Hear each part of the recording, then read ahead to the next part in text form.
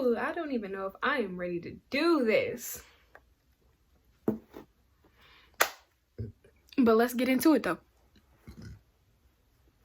Yeah, I burped. What's up, y'all? It's your girl LYC, and I'm back at it with another video. And this one is like a unpopular opinions, but only my unpopular opinions. Well, they're always only my unpopular opinions, but I don't even want y'all to take this to heart, because part of me just kind of want to vent.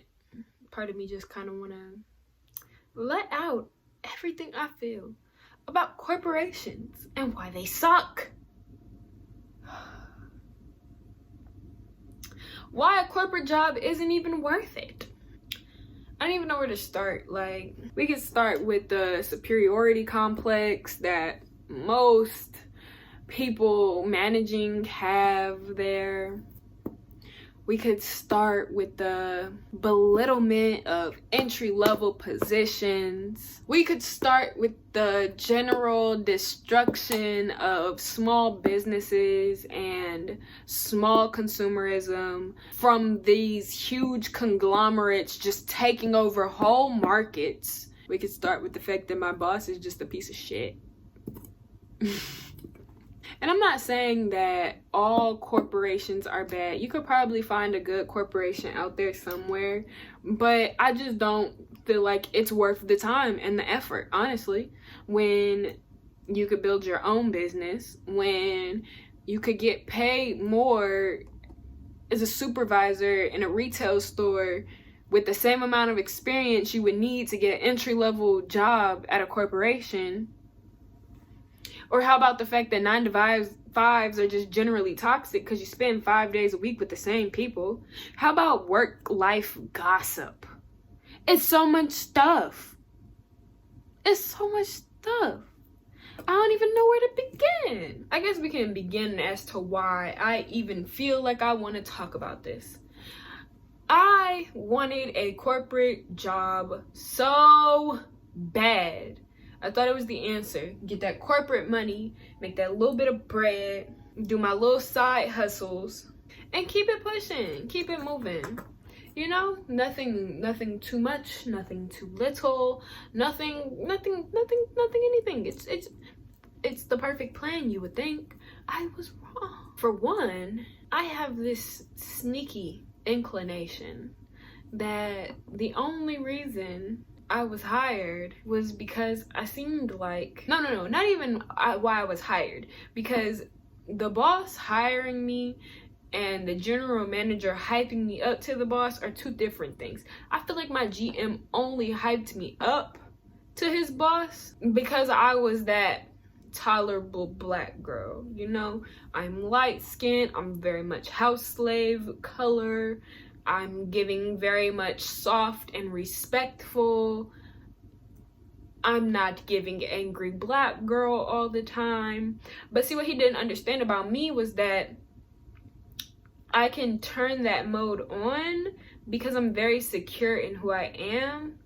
And I know that I can pull her out whenever need be, whenever I'm being tried. And he didn't try me at first. The first month, he did not try me at all. We was cool. We was good. Month 2 roll around, and here come all the tests out the woodworks. Like, come on. What is you doing? Why are we even doing this? I've only been here for 2 months. I haven't even got my 30-day evaluation yet. I mean, my 90-day evaluation. So my boss likes to pull me into his office and have talks with me, and I feel like these talks are just the most belittling thing. Like, and I don't want to sound like a broken record, because I was the girl who felt like I was being belittled at Sonic, which I mean I was, because there was a lot of nepotism. You know what, matter of freaking fact, this is a repeat of me at Sonic. Nepotism in this business, not in all corporations, just in the corporation I work at right now. Hell of a lot of nepotism. Hell of a lot of nepotism. And due to that nepotism, I have been told to adapt how I talk and how I act to said person because she's sensitive. Mind you, she came up to my desk, standing in front of my desk, like if I'm here and you're them, and this is my desk, you're her. You're the person that is involved in the nepotism. You're the center of the nepotism. She came to me, asking me about a problem she had with my boss, and I felt like it was a setup. I really did. I felt like it was her trying to get me to side with her so that she could go to him and be like, look, even Lana agrees. And I didn't want no parts. So I politely told her once, I'm sorry, I can't help you. I really have no idea what's going on. I suggest you take this up with Gary. And she kept going, and I said, ma'am, I'm telling you, I have no idea what's going on. I suggest you take this up with Gary. And then she gets angry and keeps going. So what did I do?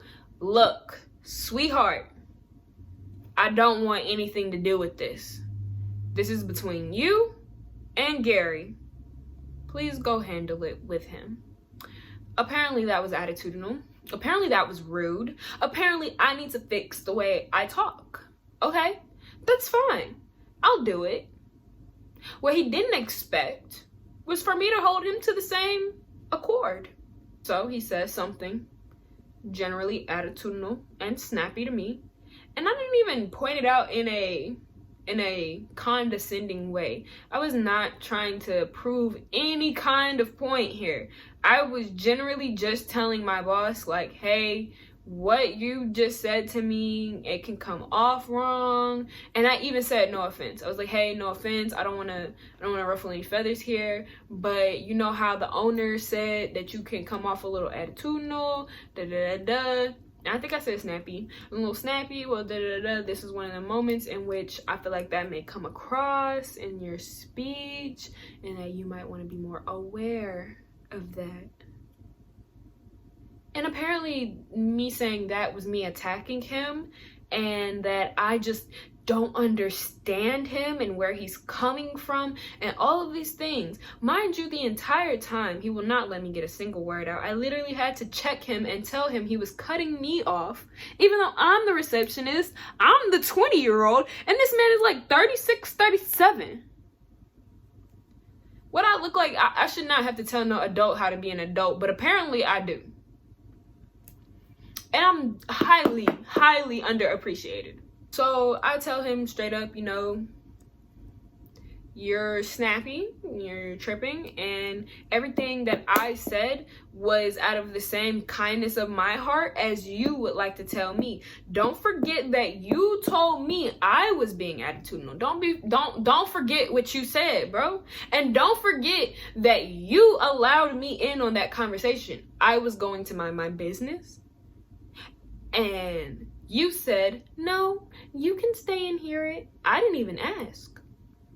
So what's wrong with me pointing out an observation from something that you would let me observe? Okay, moving on, because honestly, I'll let that go. That wasn't that bad of a problem. If on Thursday evening at 4:50, he didn't pull me in there to give me more fucking advice. It generally irritates my soul that anybody feels as though they have a place to force advice on you. I didn't ask. I didn't feel like I needed it. But he led the conversation about my pay raise, so I felt inclined to listen.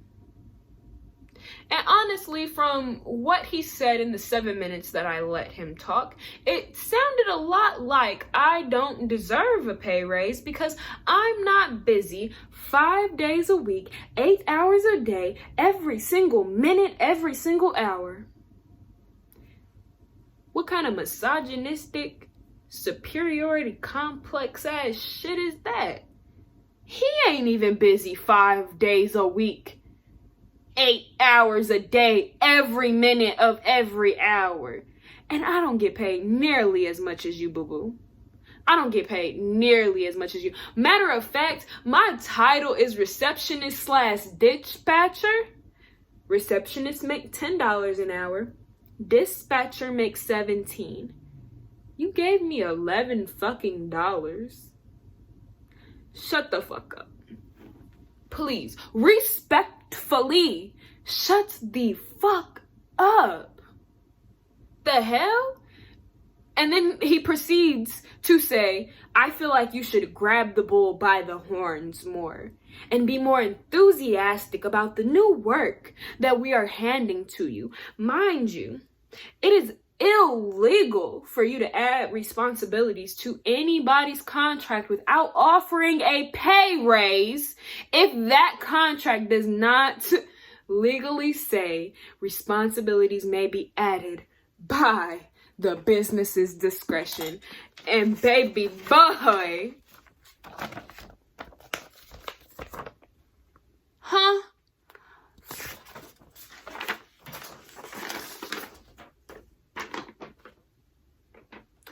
I don't see it. And to top it off, the corporate job description contract, this is what I printed off. This isn't even what I signed. I'm still waiting on a copy of that. It lists me with 3 roles: receptionist, dispatcher, and general admission. General admissions gets paid at least $13 an hour. They want me to do marketing's job. They want me to do part of my office manager's job. They want me to do a lot. I'm not supposed to be doing all of this. I'm not. And I think what really irks my nerves is that when I asked him what warranted this conversation, he had the audacity to bring up a moment in which I asked for simple clarity on a situation. Clarity. Mind you, he calls his own team lazy. He calls his own team lazy. Those are the words out of his own mouth, is that he feels like a lot of them are lazy. So when one of the team members emails me about doing something that was previously not stated in my job description, of course I'm going to email my general manager at the time, especially being I have no office manager, and ask him if he feels like this is appropriate for me to do.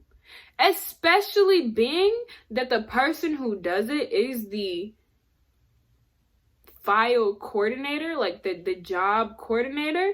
That's the title, and she handles all communications between the client and the guys and everybody so that everyone's on the same page. This is not a baby job. This is not something that you want to look unprofessional. So he came up there and he showed me how to do it, and he showed me the most unprofessional way how to do it, and I didn't even want to say anything because honestly it irks my nerves that instead of just allowing what has happened in the past to continue happening, which is our job file coordinator very rarely actually sends the job file coordinates same day. Sometimes she's 2 or 3 days late herself, and being that she was going to be back in 2 or 3 days, it's really like mind-boggling to me that you even went as far as to waste both of our times with this unprofessional ass email that you just made me send to these customers. Turns around and has the head of HR do it. My thing is, I just really hate how arrogant somebody can be when they're blatantly doing wrong. Like, I hate how you can both have a chip on your shoulder, like I'm that dude, but at the same time, if it was up to you, you would probably ruin everything the owner has worked for because you're very unprofessional. There is never a point in time in which you should just talk over your employees and not allow them to explain their time. There is never a point in time in which a 20-year-old should be checking somebody 15 years older than them about how they're speaking to her. swear to God, the year 2000 brought a lot of balance back to the world, because when I look at some of these people in these older generations, I really just wonder, like, was the trauma really that bad? Because my trauma was, it was there. My mom's trauma was worse than mine, and shit, she's still a better fucking human than you. What the fuck happened to your white ass? Anyways, so corporate sucks. They just suck. I feel like you could do it without a corporation, honestly. All I gotta say is, if you're gonna go into a corporation, if this is something that you truly want to do, please do your research on the corporation. Make sure that they align with your values. Please meet your superiors first. Don't just meet the owner and then get it thrown in there and now your general manager is a dick. Or even worse, don't just meet the general manager and get on the owner is a dick. Meet everybody in advance. Really get a feel for your work environment, because it could get real. It could get super real. Like I said, these are just my unpopular opinions as to why corporations suck. And I didn't really even go into deep on the opinions, just because I don't feel like doing the research. I'm really just very heated that I thought being in a corporation was gonna be the best thing, and it ended up being total shit. Okay, it ended up being not worth anything I thought it was gonna be worth, and that's a little heartbreaking for anybody to find out. I planned on staying there for like a year, and I'm already looking for a new job. So yeah, the grass is not always greener on the other side, and I don't understand why people really think that, because I don't think there's ever been a situation in which the grass was actually greener on the other side. The grass was laced with pesticides that killed you. Anyways, that's all for this video. I will catch you guys next time in the next one. And don't forget that in the eye is my 10 tips for getting a corporate job, if that is something that you're actually interested in, from a person who's gotten a corporate job and decided that she honestly hates it. Yeah, and I'm gonna catch you guys in the next one. Oh, no, peace. Check out my videos, subscribe, post notifications, drop a comment of your favorite color, like engagement, please. Now is bye.